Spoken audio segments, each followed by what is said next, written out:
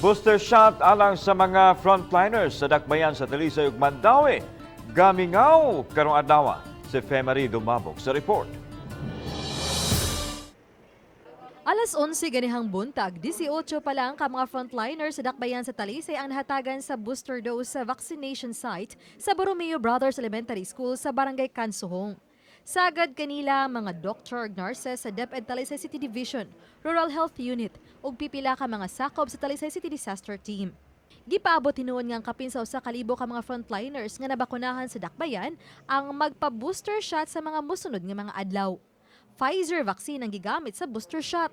Gamay pa lang ang mo-avail. Wala pa sad kay na-disseminate ang information. Then medyo sulunon sa dang area, so dili kay accessible. It's very important gyud nga na ati additional protection ba? Additional layer of protection sa ato adjong pandemic karon. Samtang napo pa lang ang mga frontliners sa Dakbayan sa Mandaue, sagad kanila mga barangay health workers sa Barangay Luok ang nahatagan sa booster dose sa Mandaue City Hospital din gihimo ang pagpamakuna.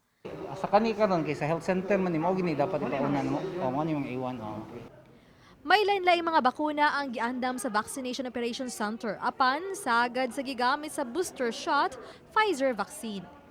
Pero ang gihatag sa abuha kay Pfizer and Sinovac and Astra. Kana lang tulo. Nay nag-Astra sir, nay nag-Sinovac. So mao pa na. Depende sa ganahan sa magpa-vaccine. Samtang padayon gidasukan sa kabatan-una ng Mandaue City Sports Complex din gipaygayo ng pedia vaccination. Hinuna aduna sa mga senior citizens, sama na lang nila ni Silidonia Cobarde, 82 anyos, o Gerinia Buntuyan, 73 anyos, nga modawat pa lang sa ilang first dose. Uba nila ni Jun Solo nag-Philip Patricio. Ako si Femari dumabok. Balitang Bisdak!